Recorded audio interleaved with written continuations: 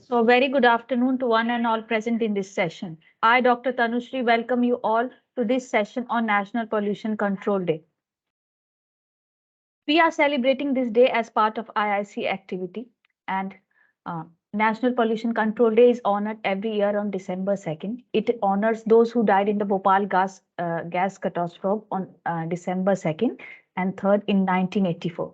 Thousands of people died in Bhopal on that day due to leakage of deadly gas. The Bhopal gas tragedy is one of the deadliest industrial pollution catastrophes in the history. So this day is being celebrated in order to honor all such people who died during the tragedy. This day is celebrated to create awareness among people to prevent any industrial disaster. The day is dedicated to encourage people and industries to adopt pollution control measures to create awareness about environmental pollution. Every year, around 7 million people die in India due to air pollution, with indoor air pollution killing 4 million people. Today, we are honored to have Dr. Shalini Gupta, ma'am, who's currently working as Assistant Professor, Delhi College of Arts and Science, University of Delhi, as our guest speaker. Heartiest welcome to you, ma'am, and we are highly obliged that you have given us today your valuable time. Now, over to you, ma'am.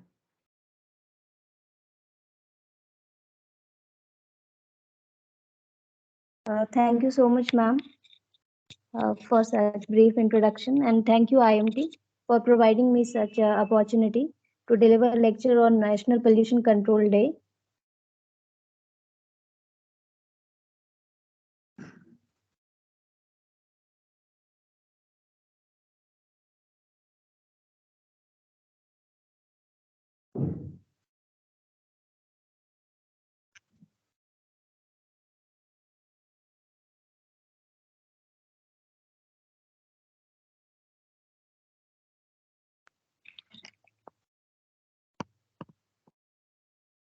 Ma'am, is it visible? It is visible, ma'am. Okay. Okay, so good afternoon to all. Here I am Shalini Gupta. I will be discussing about National Pollution Control Day, so which was celebrated on 2nd of December. So before starting with this lecture, I would like to brief about environmental pollution. So as per National Health Portal of India, around 7 million people across the world die due to air pollution every year.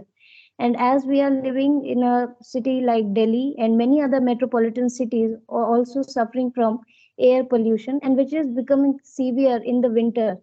Uh, so environmental pollution, which basically affects the quality of life and human health, plant life, animal life, and our surrounding, and also the role that we are playing in the growing rate of pollution. So pollution is a major problem that India is not only facing, but also some developed nations are also facing and suffer from these air pollution and severity of pollution. So it is also known as environmental pollution. Now we will describe the term pollution. The pollution is the word which is taken from Latin word, which means any substance or addition of any substance or interference of any substance, which could be chemical, biological, or physical in nature. It could be solid, liquid, gas, or in the form of heat, energy, or wave, or sound, which may interference the normal life or enjoyment of life, or means it will hinder or interference in the ambient environment, which is basically called known as pollution. So there are different kind of pollutions like in environment, which is solid air, sorry, air pollution, and water pollution, soil pollution, and noise pollution. So there are several factors which are responsible for causing pollution, which could be classified as man-made pollution or natural pollution. So man-made pollution are basically because of vehicles, automobiles exhaust, industrial emission, open burning of waste, and also the during the construction or near the construction sites, and also some crackers and some occasions which are leading towards this kind of bursting of crackers and these pollutions. And natural sources of pollutions are like volcanic eruptions and other climatic events, or these are the forest fire. These are the natural sources of air pollution. And industrial accident is also one of the mixed condition, which may be because of the weather events or climatic catastrophe, and also majorly because of the human interference and human negligence. So before starting this National Pollution Control Day, I would like to brief about some of the industrial accident which was happened before in this case history in during, like Bombay Docks explosion in 1944. So before independence in 1944, when it was known as British India, in Bombay, a cargo ship which was carrying some of the commercial goods, including fibers, cottons, oil, and many of the explosive items, and also weapons and arms. Around 120 ton of explosive was carrying in this cargo, which eventually catch fire and exploded. And the casualty which was happened during this explosion is right, like around 1300 people get affected, and among that 1300, 800 or 875 people get died in this explosion. So next industrial case study is about Chasnala mining disaster in Dhanbad 1975, which is in Jharkhand. So we all know that Jharkhand is a mineral rich state, and many other popular mining sites are there, like Jadugoda mining site for the uranium extraction, and Jharia mining site for the coal, and Chasnala same way is a coal mining site. During this incident, actually, the miners were working for the excavation and digging of the mining pit, and the wall of mining pit become very thin, and eventually the blast was happened and many other toxic gases was emerged. And in this incident, around 375 people were killed in this incident. And next industrial accident, including Korba chimney collapse, Chhattisgarh 2009, which is um, it was the chimney was constructed near the construction site for the thermal power plant. And in this collision, actually around 20 to 40 people were died. And because of the negligence of the authority and the project, the industrial manager, and also because of the weather, continuous rain was there in that period, so this chimney was collapsed. And also another industrial accident happened in 2009 in Jaipur, in an oil depot. So basically, this means Indian oil refinery was set up in the outskirt of Jaipur, which carrying these tanker of holding that 8,000 liter of petrol. And during the handling or dealing or transfer of that petroleum fuel, it suddenly it catch fire and explosion happened. And in this fire or accident, uh, uh, around 20 to 25 people were killed in this incident. And next accident is Mayapuri radiological accident in West Delhi 2010, which is happened because of transfer of a heavy machinery from the University of Delhi to the dismantling site. And during the segregation and dismantling process, eventually it caught fire, and a toxic radiation was spread around the surrounding, which is about cobalt 60, which is highly toxic. And these radioactive elements, their radiations are highly toxic, which it could be genotoxic and carcinogenic in nature. And next is Visakhapatnam HPCL refinery blast 2013. And again, then Bhilai steel plant gas leak Chhattisgarh 2014.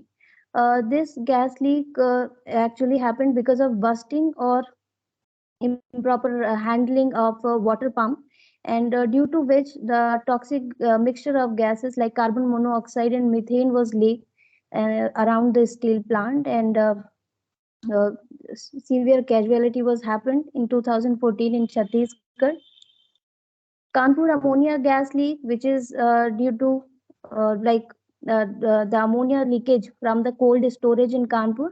And ammonia is very toxic in nature. It could like 3,000 to 5,000 mg per liter of ammonia up to 30 minutes exposure to a person could be lethal of this much of ammonia concentration. And next, industrial accident including Belur chlorine gas leak from Karnataka 2017. So this chlorine gas leak was during the wastewater treatment plant during the chlorination process, which is including in the wastewater treatment for the killing or prevention of pathogens in the water. So this chlorine gas leak during the uh, handling of treatment process.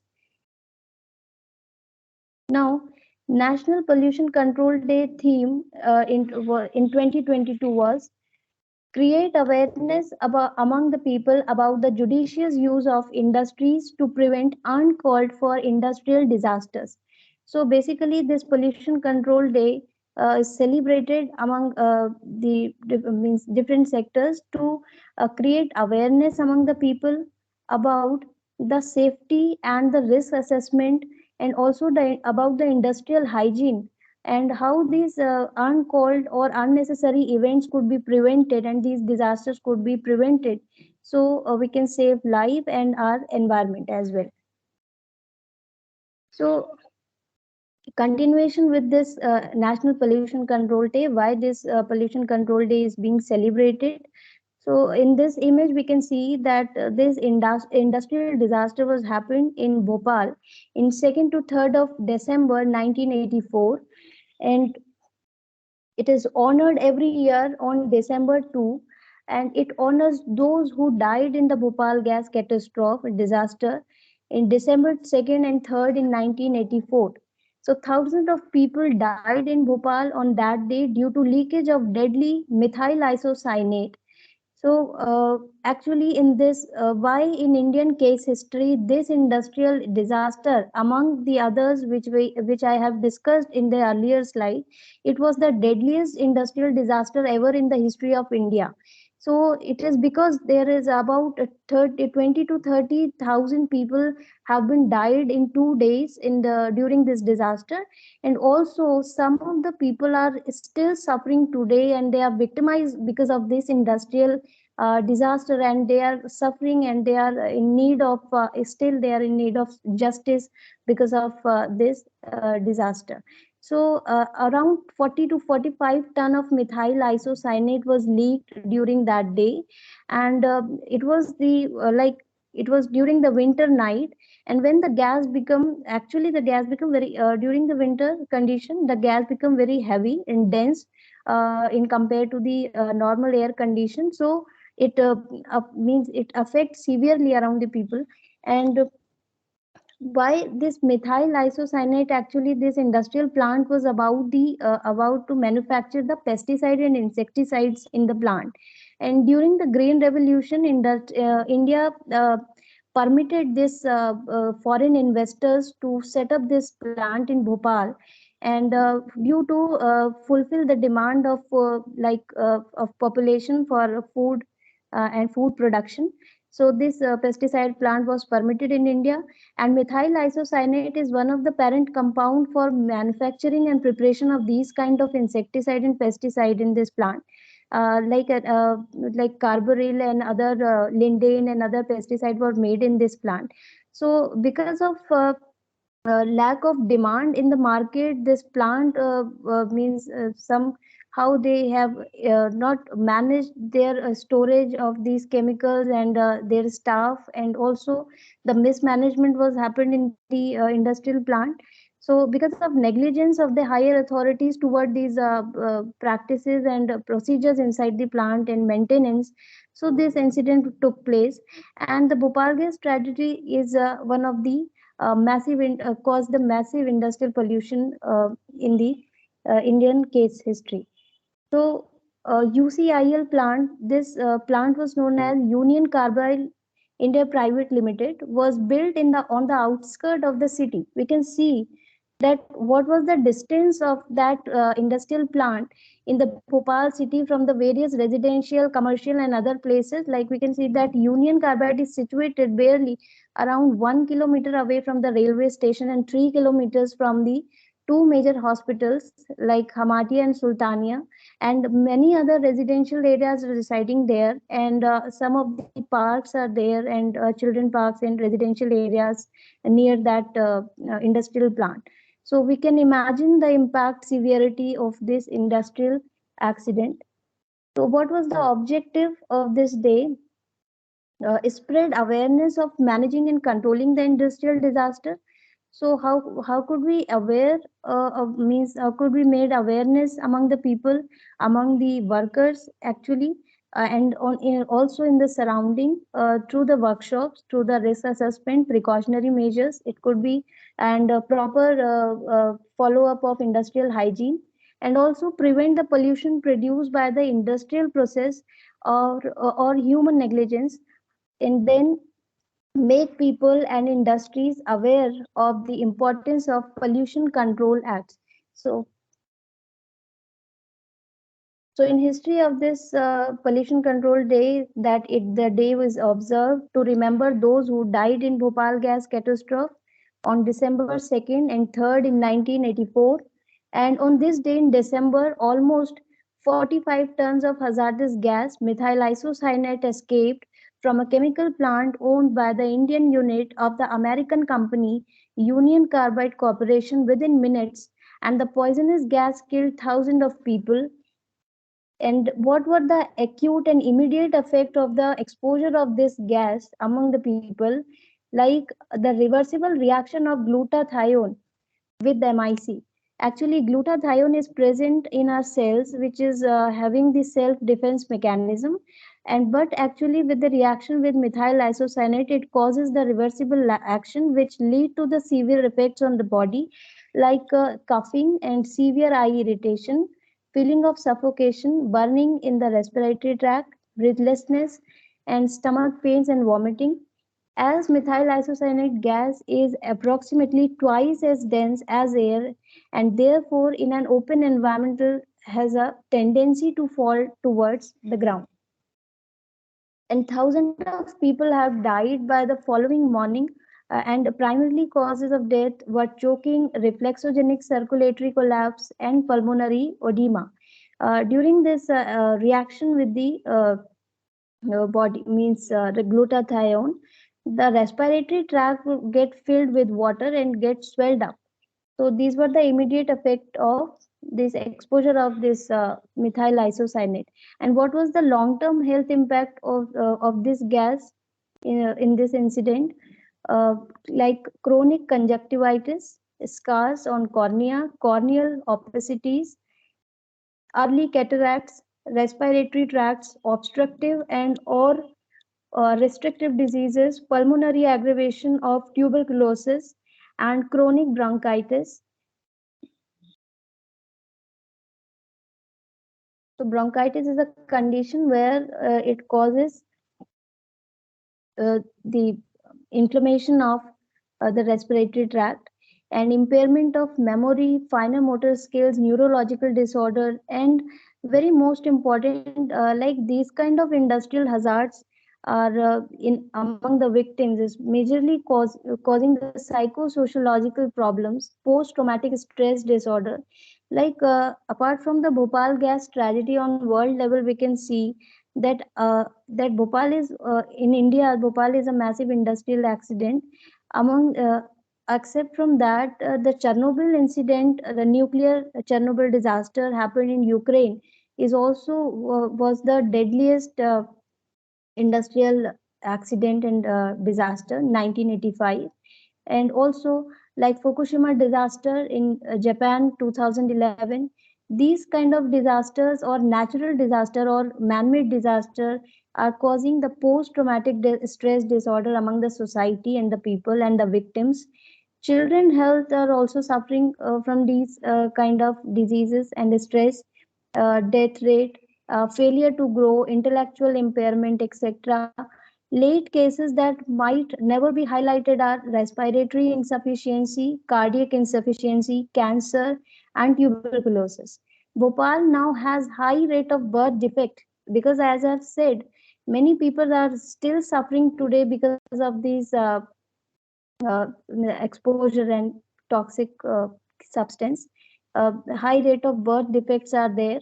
Records of miscarriage rate are high in compared to the national uh, counting. Okay, sorry. So the significance of the day, this day is celebrated to create awareness among the people to prevent any industrial disasters. The day is dedicated to encourage people and industries to adopt pollution control measures to create awareness about environmental pollution. Every year, around 7 million people die in India due to air pollution, and with indoor air pollution killing 4 million of people. So indoor, as we have already discussed, that what are the sources of outdoor air pollution in the environment, and now indoor air pollution is because of poor ventilation, poor cleanliness, and also some of the poor maintenance in the house, cigarette smoke. These are the indoor pollutant which may cause or which may deteriorate the health of a person. It is believed that 9 out of 10 people on the planet do not have access to clean air. So this is the significance of the day. In this way, we are getting aware about the air pollution and what is the severity of this industrial accident as well, and what are the means effect and sources of air pollution, and what could be the precautionary measures could be taken. So one of the positive outcome from this industrial accident after Bhopal gas tragedy was the preventive measures are being taken by the Indian government. The very first initiative have been taken, that creation of or enactment of Environmental Pollution Control Act 1985, and before that Water Prevention and Control of Pollution Act was enacted and formed in 1974. So this Water Prevention and Control of Pollution Act was like launched under EPA 1985 to control the effluent or untreated water to directly discharge into the other water sources. So this act made mandatory for the industries, for the domestic, for the municipal to treat their water first for before the primary, means the primary and secondary treatment of the water should be done before discharging into the other water sources or the natural water sources. And next is Water Prevention and Control of Pollution Cess Act 1977. So this act made mandatory for the people or for the industries to the people who are consuming more or the amount of water, they have to pay some tax on that water. So then next is Air Prevention Control of Pollution Act 1981 for the industries, for the factories, to means it made mandatory for the industries to install the air quality control equipment inside the industries, like back filter, fabric filters for the separation of the dust particles and absorption of the toxic gases, cyclone separators, electrostatic precipitators are the equipment to control the air emissions from the industries, as well to disperse the air pollutant in the atmosphere, that it may not be concentrated in the atmosphere. So this act made mandatory for the industry to increase their stack height. And also the next is Environmental Protection Rules 1986 and then Act 1986. And the EPA is an umbrella act which which made mandatory the process of EIA, which is Environmental Impact Assessment, which is a management tool which could be used before or after any developmental activities. So basically, this tool is for screening the environmental impacts of any kind of project developmental activity. The impact or the adverse impact could be prevented on the society as well as on the environment. And the next is Manufacture, Storage and Import of Hazardous Chemical Rule 1989. So this particular rule is about storing and importing of hazardous substances. Hazardous substances are those substances which are flammable in nature, which can cause corrosion, as well as they are highly toxic waste which could be carcinogenic in nature, cancer causing. So their proper handling and storage should be there, which are defined under these rules 1989. Then manufacture, storage, import or export storage of hazardous microorganisms which are genetically modified or engineered in 1989. Then National Environmental Tribunal Act 1995. It's just like an environmental or green code for the justice for the people who are being victimized because of these industrial accident and or any other environmental consequence. In the another acts in the list are Chemical Accident Emergency Planning Preparedness Response Rule 1996, Biomedical Waste Management Rule 1998 for handling the waste emerged from hospital waste, and Recycling Plastic Manufacturing Usage Rules of 1999, then Ozone Depleting Substances Regulation Rules of 2000, Noise Pollution Regulation Control Rules of 2000, Municipal Solid Waste Management Handling Rule of 2000, then Batteries Rule 2001, Environmental Impact Assessment Notification 2006 under EPA 1985, and now it is being modified. The another notification is being drafted under EPA 1985, which is EIA Notification 2020. Now, what are the ways to control or to reduce the pollution level in the environment? So first, like the pollution could be controlled at the source level. So first measure is source correction or control of pollution at the source level. And then there is zonation. Any industries or any plant which is situated in any of the rural or semi-urban areas, there should be proper zonation, green belt development, afforestation activity should be there, proper monitoring should be there, risk assessment, industrial hygiene should be followed, and also another last step, the awareness among the occupational workers, the staffs, and precautionary measures should be taken, and means the staff should be enough aware about these practices, and also the pollution control equipment should be properly installed and function and monitored properly. So these are the general ways through which we can control pollution. And also for and last step is the implementation of these acts which are being made for controlling pollution. And in the different aspects, pollution can be reduced by treating and managing solid waste, by the facility of biochemical waste, and the reuse of waste pollution can be reduced by the treatment of electronic waste, e-waste, and pollution can be reduced. So e-waste segregation, dismantling, and collection is should be properly managed, which is also a major source of air pollution in nowadays in the metropolitan cities, in urban areas. And then pollution in urban areas can be reduced by the Clean Development Mechanism project. So Clean Development Mechanism project is which is actually the methodology defined under Kyoto Protocol, which was adapted for limiting or preventing the greenhouse gases emission in the developing as well as developed nation.